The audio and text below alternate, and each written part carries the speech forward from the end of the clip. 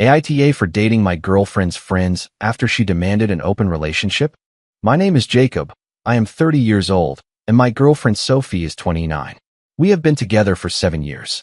We have been sharing an apartment for 3 years, and we recently started planning our wedding for next year. During our relationship, we have been through a lot. Financial difficulties, moving across the state for a job, family problems, and even a small breakup a few years ago that lasted a little over a month. Still, after that time apart, we got back together because we were both convinced that we wanted to stay together. That is why all of this has me so confused. I have always tried to be a good boyfriend. I know I am not perfect, but I try to listen, talk through problems calmly, and resolve conflicts in a mature way. I also try to do everything possible to make my partner feel loved. Since we started living together, we have managed to build a fairly stable life.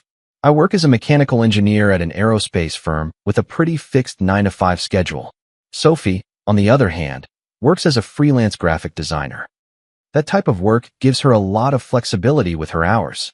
She can organize her time however she wants, go out more often with her friends for happy hour, or accept last-minute projects. Sophie is very sociable and has a fairly large group of friends. Even though she goes out more than I do, it has never bothered me. She always tells me where she is going and who she will be with, so I have never had any reason to distrust her. 2 weeks ago, Sophie told me she wanted to have a serious conversation with me. At the time, I thought we would be talking about the wedding. We were just deciding whether to start saving for a down payment on a house, or if it would be better to keep renting for a while longer. I sat down with her on the couch expecting to talk about budgets, venue deposits, or guest lists, but what she told me was something I did not expect at all. Sophie was clearly nervous. She was fidgeting with her hands and taking deep breaths before she started to speak. She told me that in recent months she had been reading and listening to podcasts about something called ethical non-monogamous relationships. She explained that it is a type of relationship where both people, with clear agreements, can have romantic or physical connections with other people. At first, I thought she was just sharing something interesting, because Sophie likes to learn new things and discuss them with me.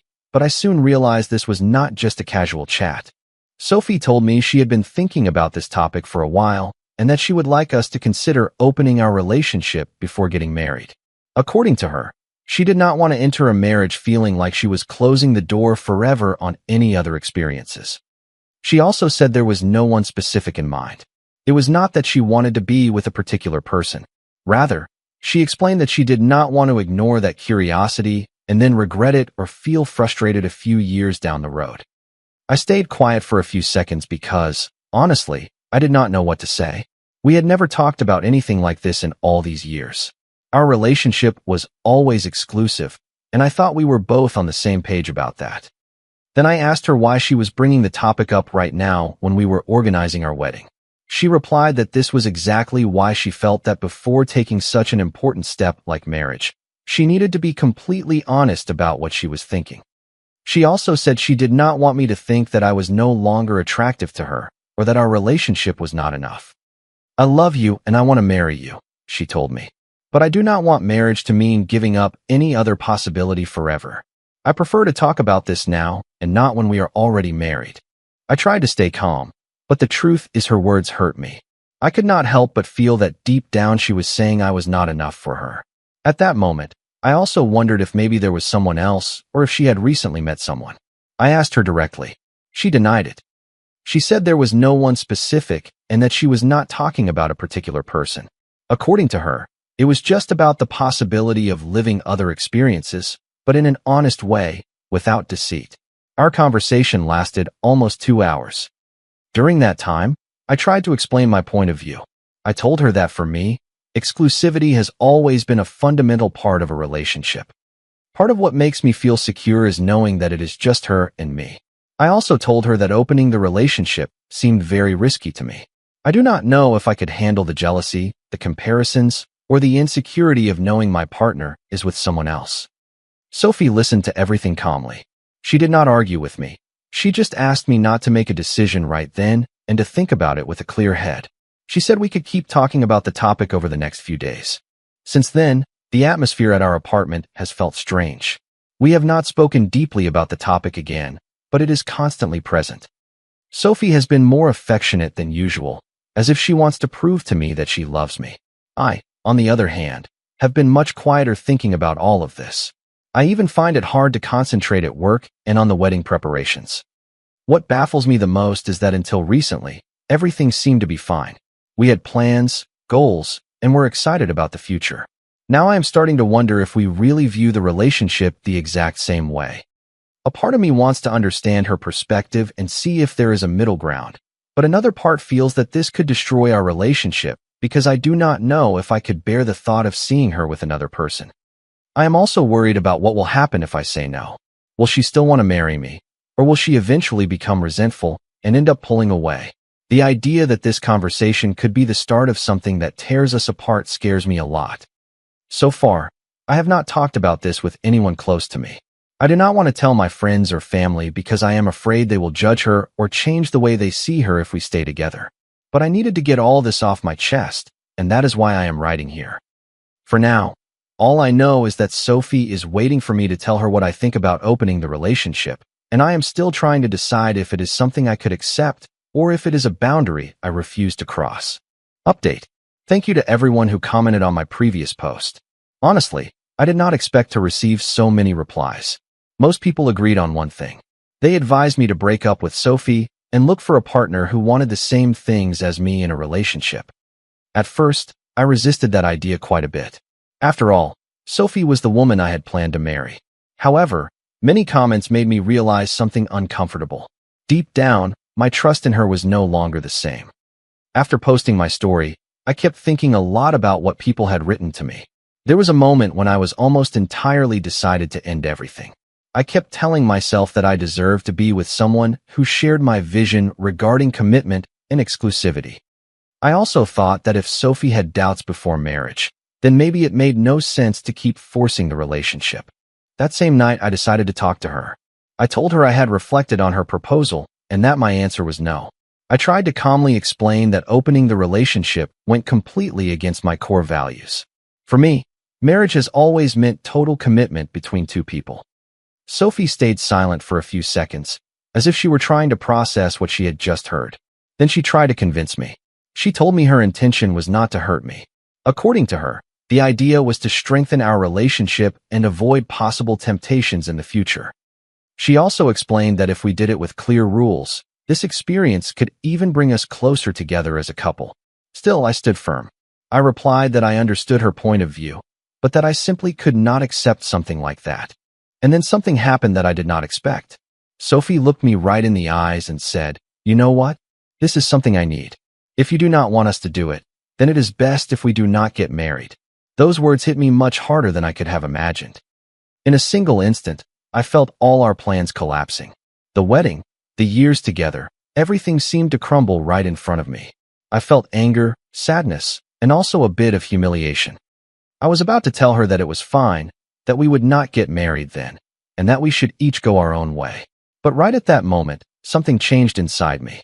Instead of ending the relationship, I made a completely different decision. I do not know if it was pride, anger, or simple curiosity, but I did something I never thought I would do. I took a deep breath and told her, "No, babe, it is fine. Let's open the relationship." Sophie was in shock for a few seconds. Then her face changed entirely and a huge smile appeared. She hugged me tightly and told me she loved me, that I would not regret it, and that this would be a new chapter for us. But on the inside, I was full of conflict. The truth is, I did not genuinely want an open relationship. It was not natural to me. However, a part of me wanted to see exactly how far Sophie was willing to go with this idea. And another part, perhaps a darker one, wanted her to feel the exact same thing I was feeling. Still, I proposed some basic rules. I told her I did not want anyone coming to our apartment. Also, that physical intimacy was allowed, but I did not want feelings developing with other people. Sophie accepted those conditions without arguing. What she did not know was that I had another plan. For a while, I had noticed some strange things between Sophie and her three best friends, Megan, Sarah, and Emily. They had always been very close, but sometimes I saw gestures, looks, or comments that made me think perhaps one of them was curious about me. I had not given it any importance before, but now I decided to test it. It did not take long for her friends to find out that our relationship was open. I do not know if Sophie told them directly or if they figured it out from something she posted on social media, but shortly after, they started messaging me privately. At first, it was just jokes or curious comments. They asked me how it felt to have permission to date other people. I decided to take advantage of that situation. I started flirting very subtly. Nothing too direct, but enough to see how they would react. To my surprise, none of them seemed to put up much resistance. Within a few weeks, I had already gone out for drinks with each of them separately. The first was Megan, who has always been the most outgoing of the group. We met one night at a bar, and the conversation flowed very naturally. At one point, she asked me if Sophie was really okay with all of this. I told her yes, that in fact, it had been her idea. Megan looked at me with a mix of surprise and amusement. At the end of the night, we ended up kissing. Next it was Sarah's turn. She is much more reserved, but I think the idea of going out with me generated a certain level of excitement for her. We went to dinner at a small restaurant, and that same night, we became intimate. Finally, I went out with Emily. She was always the most serious of the three. At first, she seemed more hesitant about the idea of going out with me, but after a couple of meetings, she eventually gave in. By the time all of that occurred, Sophie already knew. I suppose her friends told her, or maybe she figured it out from my attitude. One night, while we were having dinner, she asked me directly, "Is it true that you have gone out with Megan, Sarah, and Emily?" I did not try to deny it. I replied calmly, "Yes. I went out with them a couple of times." I thought that was part of the open relationship. Sophie remained silent for quite a long time. You could tell from her face that she was upset, but at the same time, she seemed to have no arguments to complain. After all, the idea had been hers. Finally, she said, "I did not expect you to get involved with my friends." I replied that I also did not expect her to want to open the relationship right before our wedding. Even so, I had accepted her proposal. I also told her that I had the exact same right to explore that she did, and that she could not complain now. Sophie accepted it, although it was obvious she was resentful. In the days that followed, her attitude changed a lot. She became cold and distant. She did not reproach me directly, but I could feel that something inside her was breaking. For my part, I felt a strange mix of emotions. On one hand, there was a part of me that felt victorious. It was as if I had taught her a lesson, and now she knew what it meant to feel jealous. But at the same time, I also felt guilty. Sometimes I think maybe I went too far. Maybe what I did was not a mature decision, but rather a form of revenge. However, every time I start to think like that, I remember her words. "If you do not want us to do it, then it is best if we do not get married." That phrase keeps echoing in my head. Right now I do not know what is going to happen. The wedding is still on, at least for now, but the atmosphere between us is no longer the same. I get the feeling that we are both participating in a dangerous game, one that could easily end very badly. Update. Several weeks have passed since the last time I wrote here, and since then a lot of things have changed. After Sophie found out that I had gone out with her friends, her reaction was more or less what I expected. She was clearly upset, but she could not blame me directly, because in the end, the idea to open the relationship had been hers. What had ended up complicating everything was what happened between her and her own friends. A few days later, I received messages from Sarah and Emily. Both wrote to tell me they preferred to stop seeing me. They explained that Sophie was very angry with them, that she felt betrayed, and that the situation among the four of them had become very tense. According to what they told me, they did not want to risk a friendship of so many years over something that ultimately no longer made them feel comfortable. I understood their decision and simply stopped texting them. The only one who reacted differently was Megan, Sophie's best friend. Megan and Sophie have known each other since they were little girls. They went to elementary school together and have always been inseparable. That is why I was quite surprised when Megan texted me and said, almost laughing, "If Sophie did not want something like this to happen, then she should not have opened the relationship, do you not think?" I am not going to lie, her attitude really caught my attention. Megan has always been very direct. She seemed to know perfectly well that what she was doing could affect her friendship with Sophie, but even so, she did not seem too worried about it. Little by little, we started seeing each other more frequently. At first, it was just to talk, get a drink, and comment on how absurd the whole situation had become. But as the days went by, the tension between us kept growing. Megan is a very attractive woman and also has a lot of confidence in herself. There was something in all of that which gave me a mix of desire and adrenaline that is hard to explain, until one day the inevitable simply happened. I will not go into details, but it was intense and different, and I have to admit that I liked it more than I had imagined after that first time. Things did not stop there. During that week we saw each other several more times. Each encounter seemed more intense than the previous one. Meanwhile, in my head, many different emotions were mixing. On one hand, I knew I was crossing a dangerous line, but at the same time I felt a strange kind of satisfaction. It was as if in my mind I was balancing the scales. Sophie had wanted to open the relationship. I had simply played along, and now she was experiencing what it feels like when the consequences affect something she truly cares about. While all that was happening, Sophie's behavior was weird. Since we had opened the relationship, she had not gone out with any men, or at least it seemed that way.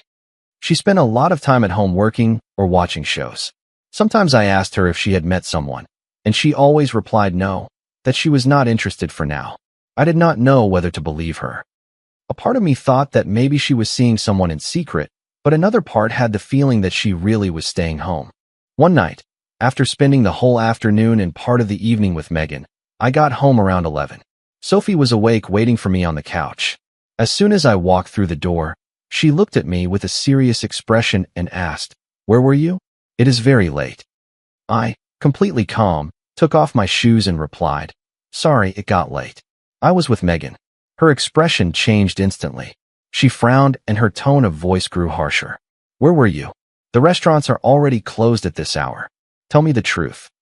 I looked directly at her and calmly replied, "Relax. We were at the Paradise Motel, the one 5 minutes from our place. Did you know they have really good pizzas? And the jacuzzi is amazing. Maybe we could go there someday, you and I." Sophie stood completely paralyzed. The rage on her face was obvious. Then she yelled, "How could you do this to me with my friend? That is unforgivable." I tried to remain cold and answered, "Sophie, why are you mad? This was your idea. And, by the way, your friend was the one who texted me first. In fact, all of them did. Was this not what you wanted?" It was at that exact moment when Sophie broke down. She started crying in a way that seemed to come from deep within. Through tears, she told me she hated me and that she could not believe I was doing something like this to her. Before I could say anything else, she grabbed her purse, grabbed her keys, and walked out of the apartment. I was left alone in the living room in silence, with my heart racing.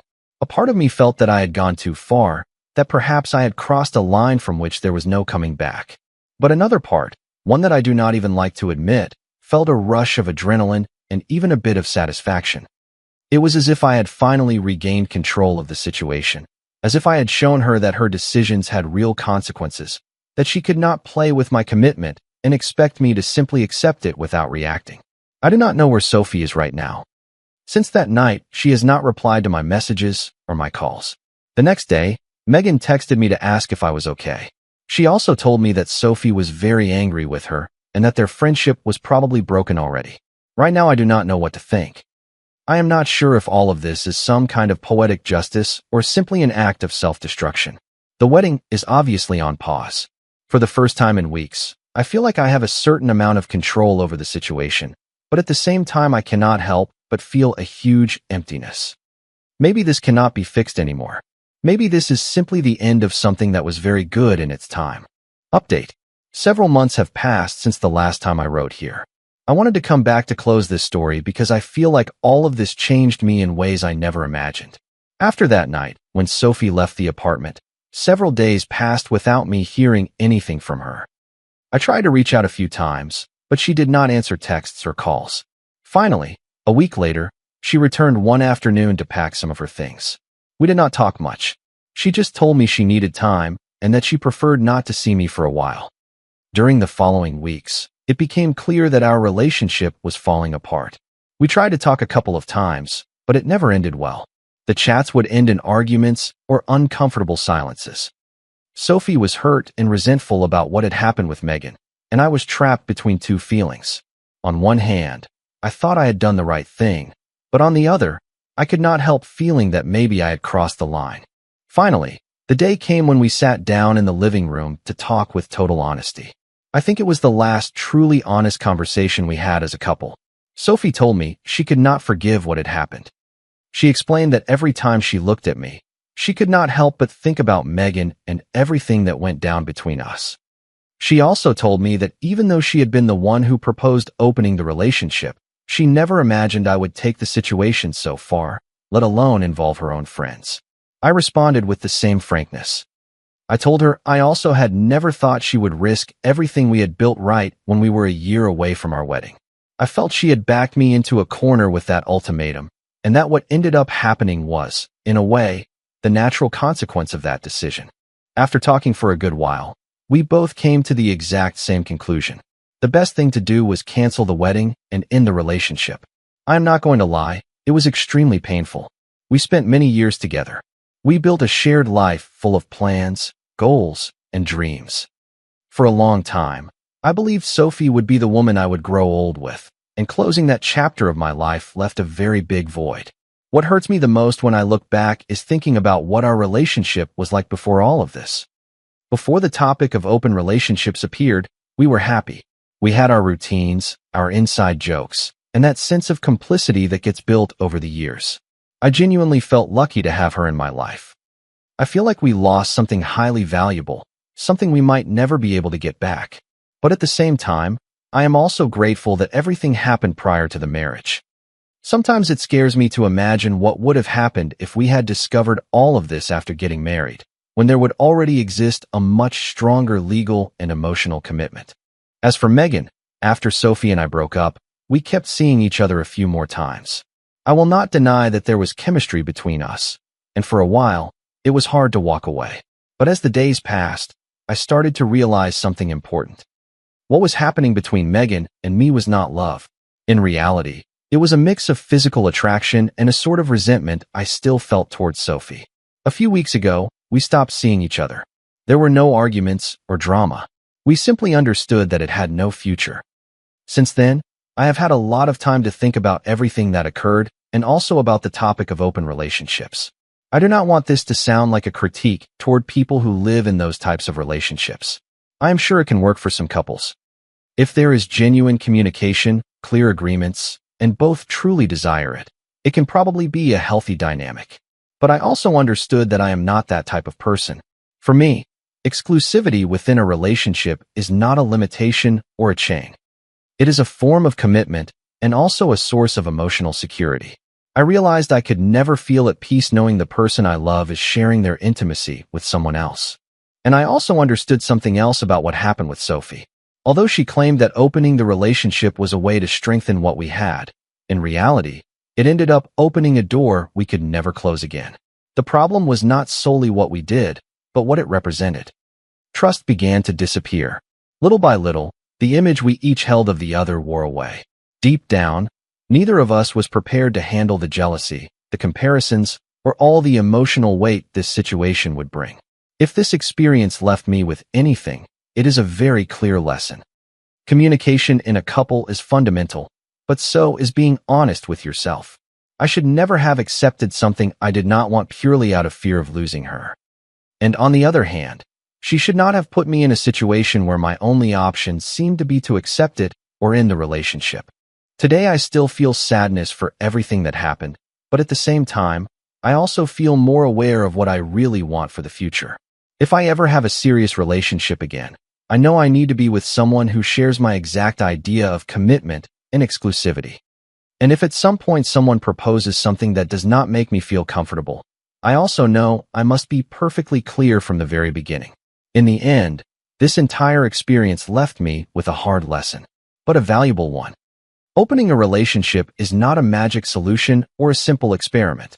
It is a highly serious decision that should only be made when both people genuinely want it and possess the emotional maturity to face the consequences. Otherwise, it can easily turn into the beginning of the end. Comment. I wanted to share a few thoughts on the heavy situation we just heard about. Sometimes we compromise our deepest values just to keep someone we love in our lives. But lowering your boundaries out of fear will only lead to resentment and a loss of self-respect. True love should feel like a safe harbor where both partners share the same fundamental vision of commitment. Reacting out of pain or trying to teach someone a lesson might feel satisfying in the moment. However, choosing revenge often leaves us with even more emotional wreckage to clean up later. True healing begins when we step away from unhealthy dynamics and take responsibility for our own peace. I hope you always remember to honor your boundaries and communicate your needs with absolute honesty. Walking away from something that no longer aligns with your truth is an act of immense courage. Thank you for spending time with me today, and please remember to always protect your heart. If you liked it, don't forget to leave a comment and support the channel by subscribing. See you in the upcoming stories.